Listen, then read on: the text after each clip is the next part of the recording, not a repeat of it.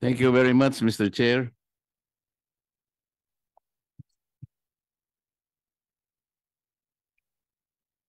Mr. Secretary, Mr. Chair,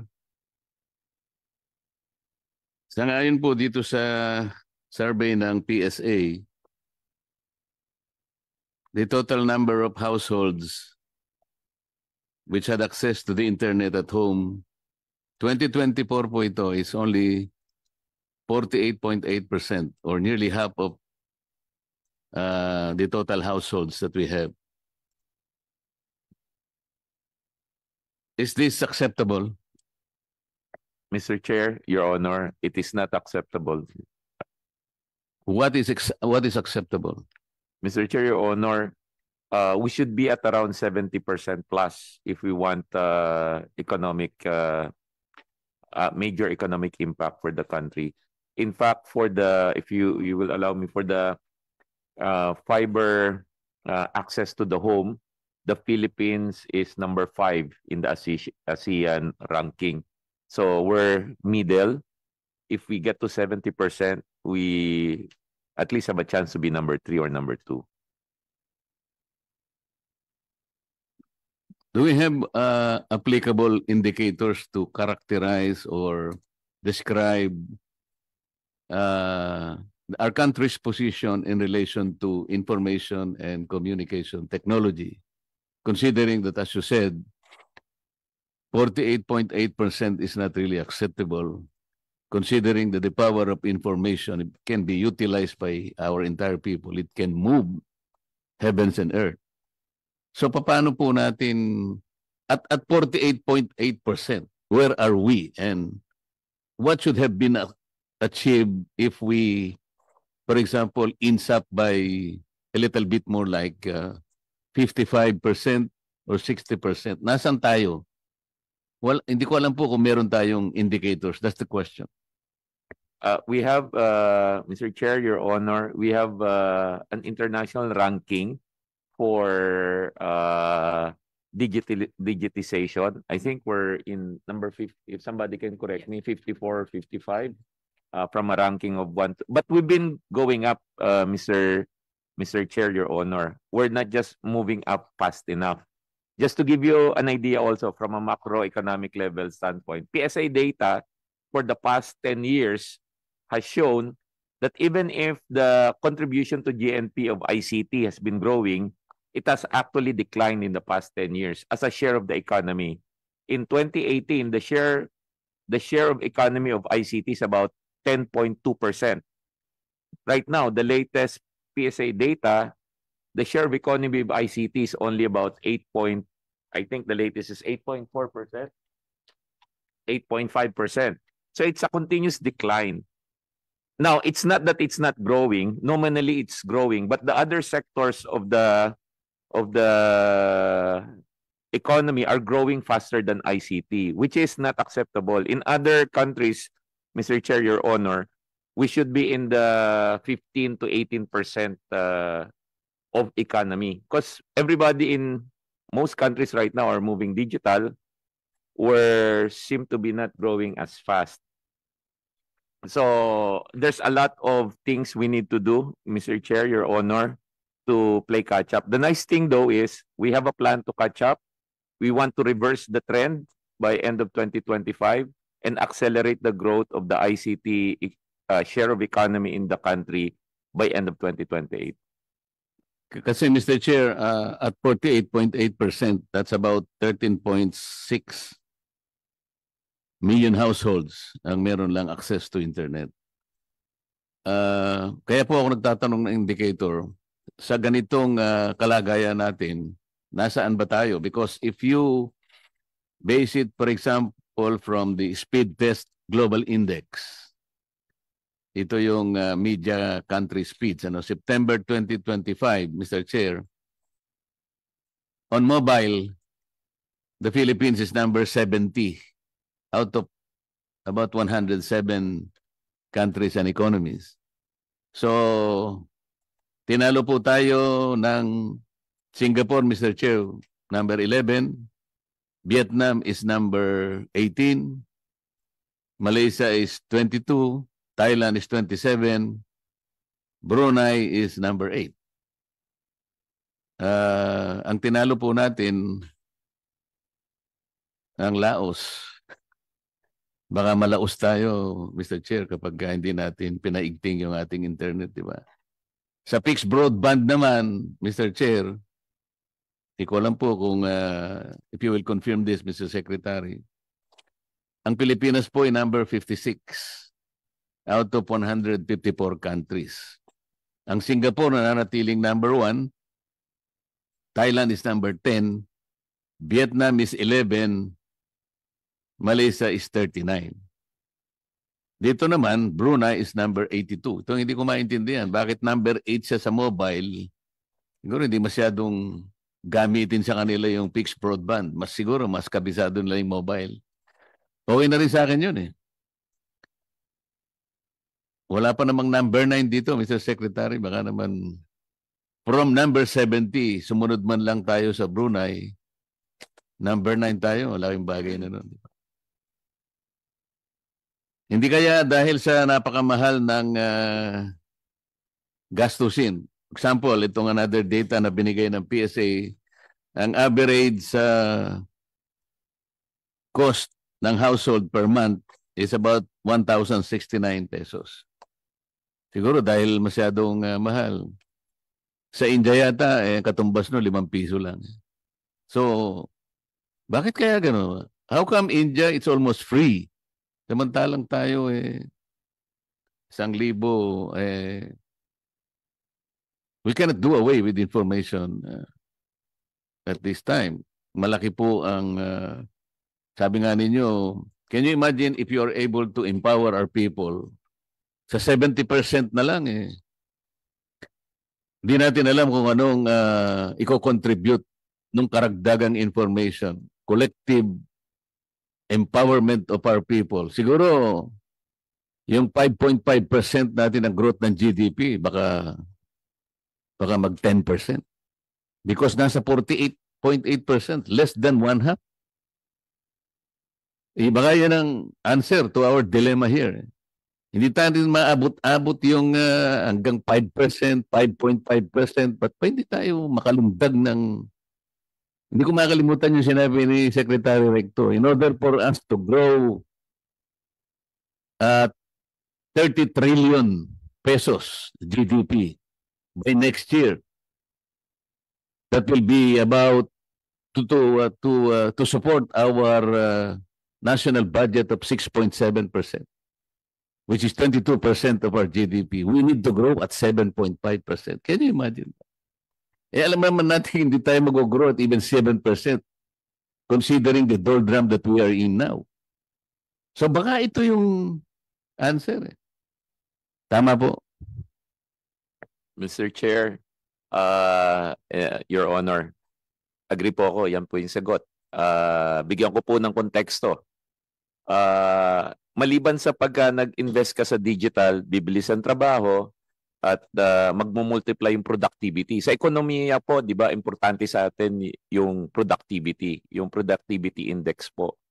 Hindi lang dodoble ang productivity index. Nakita na po natin yan. Imbis na pumila ka sa pagkuha mo ng lisensya, if you can apply anywhere, everywhere, makakatipid ka sa pamasahe, makakatipid ka sa oras, at 24/7 yan. Isa pong dimension po ng digital yan, kaya malakas ang multiplier effect niya sa economy. One is productivity. Imbis na nagpapasahan tayo ng papel, minsan nagme-message na lang tayo, mas mabilis. Pangalawa po, anti-corruption.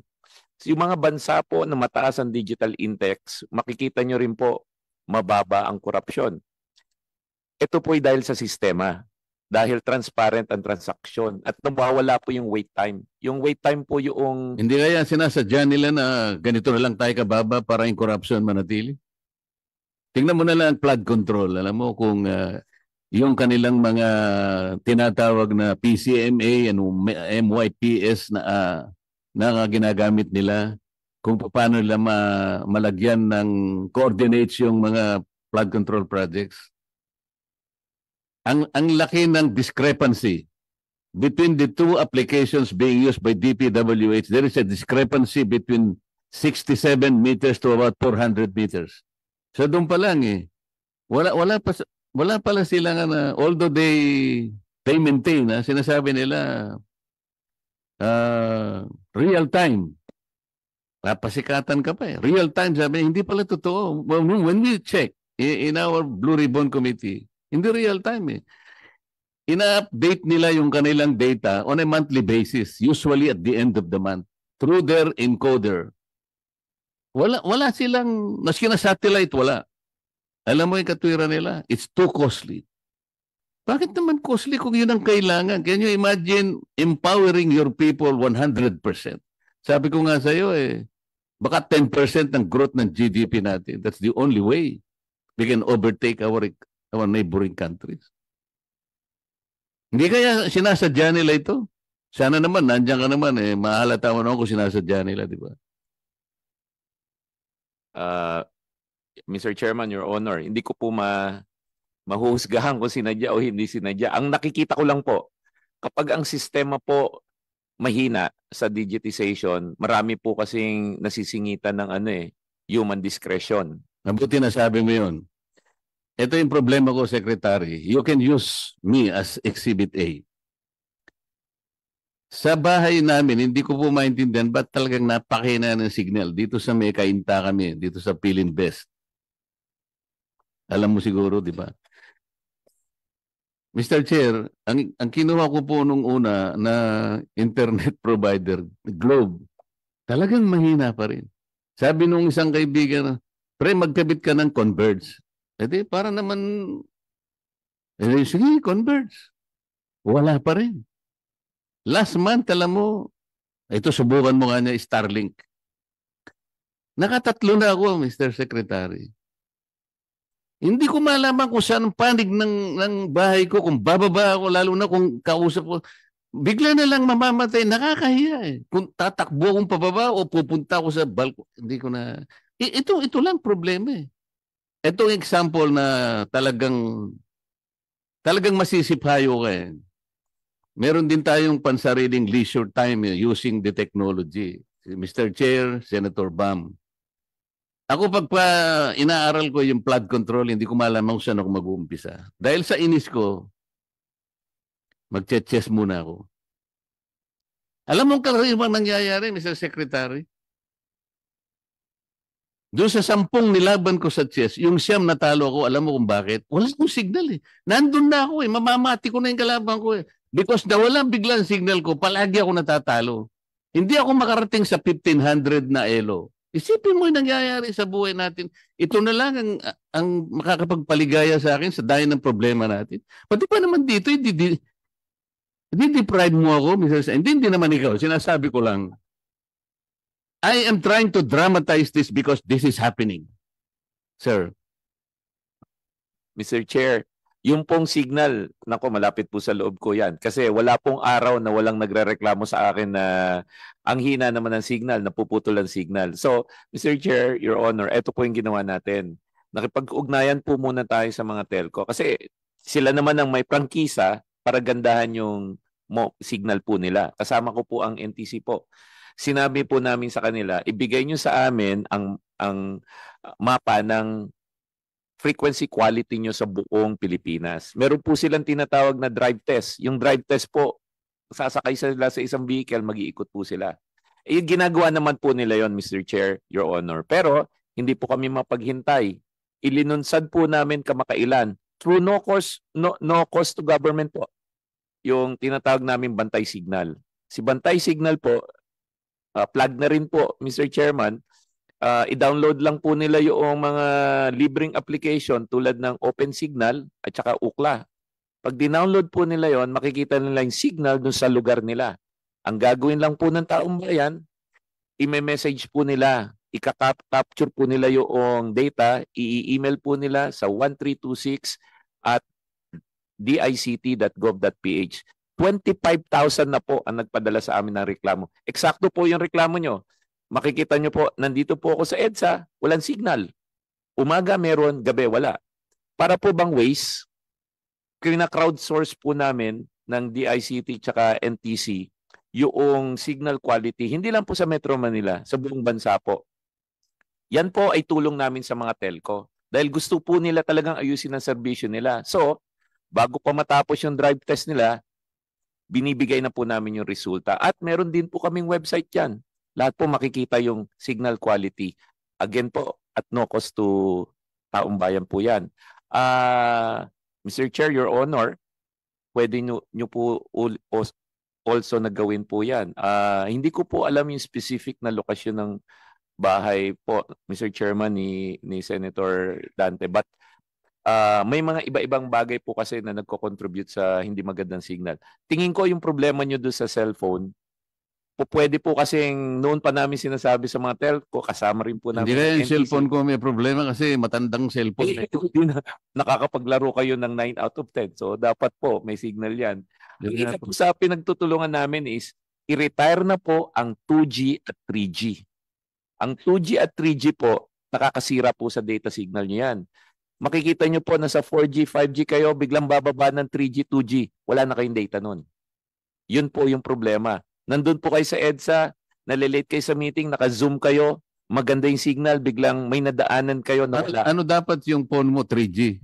Dapat, ang lahat po ng telepono ngayon, 4G and up na, karamihan. Yung telepono nyo po, kung smartphone yan, 4G capable po yan. Pero yung signal po na binibigay ng mga telco, 2G lang yun siya, kaya siguro Ha? Ay, yun na po yung problema siguro, Mr. Chair. Hindi mo kagad sinabi. So, Mr. Chair, sana lang.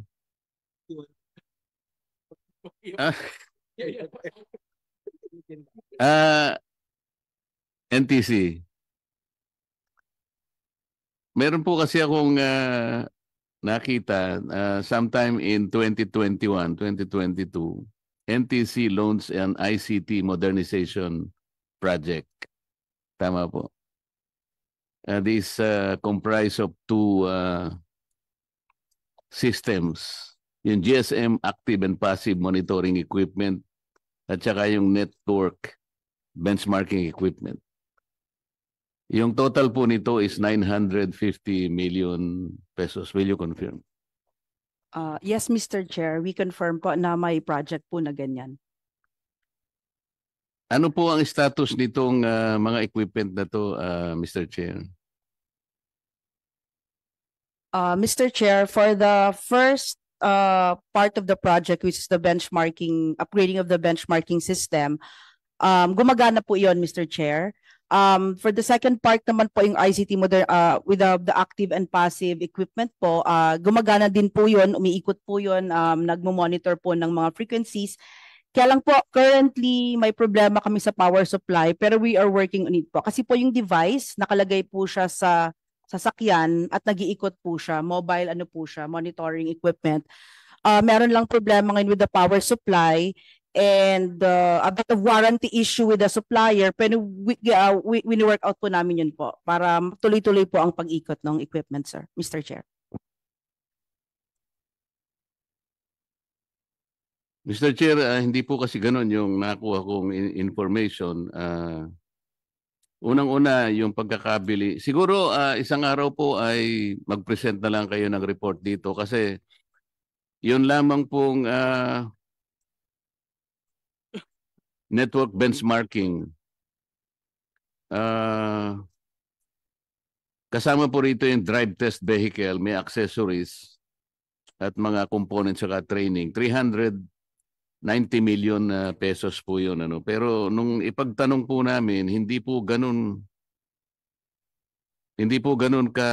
kalaki pala ang inyong, medyo may problema po yung pagkaka-report sa inyo at doon sa nakuha kong information. Ano? Dahil sa 390 million ay parang ang nag-supply po nito yung EEB solution, tama po? Yes, Mr. Chair, ano po siya, joint venture po siya with another entity po ata, Mr. Chair. Yes, yung capacity nung sinasabi nating facility. Halimbawa, kung talagang gumagana yan, bibigyan kita ng isang cell number. Kaya mo bang i-identify ngayon kung saan ang gagaling? Kasi yun lamang ang pwede nating proof kung talagang gumagana yun o hindi. Mr. Chair, if given a chance po, we will get po other information dun sa project. And then magsasubmit po or magpe-present po kami ng report dito po sa committee, Mr. Chair. Yes, because there are some serious dito na parang may kaugnayan pa ito. Kaya hindi nyo nagagamit ngayon. No? They are not operational today. Tatlong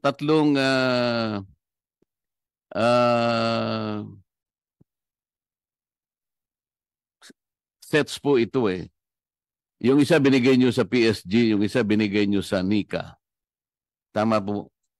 Yung isa po ay nasa inyo, kaya tatlong sets ito. At ang pagkakakalong ko po, nag-require yung supplier nito, tsaka kayo, nag-agree kayo that there should be some training. May nangyaring training sa Singapore, pero yung training sa Israel, hindi nangyari. I discovered some documents na may pumuntang nag-training sa Singapore pero hindi sila nagpunta para mag-training pero nag-sightseeing sila. I can prove that. Siguro, Mr. Chair, ang gawin natin, Chairman Ella, mag-uusap tayo because there are certain reports that you need to answer directly. Medyo ahaba lang because I do not wish to get so much of this time. Pero kailangan po nating ayusin ito. Not only doon sa pagkakabili nyo, it's 950 million. At sa tingin ko ngayon, nagamit lang yung iba rito nung unang sona ng presidente. But aside from that, 2023, 24 hanggang ngayon, hindi nagagamit yung 3 sets na yun. Sayang po yun. Kaya you need to make a report and then ibangga natin dito sa report. Tingnan natin kung sino yung nagsasabi ng totoo. Okay ba sa'yo yun? Yes, Mr. Chair. We will po. Mr. Chair, salamat po sa time. Maraming salamat, Senator Marcoleta. Alam ko na ibibigay ko sa'yo for Christmas. Router. Basta 4G. Smartphone. Ako router. Feeling ko router po yung problema niyo eh. Recognize Senator Bam Aquino.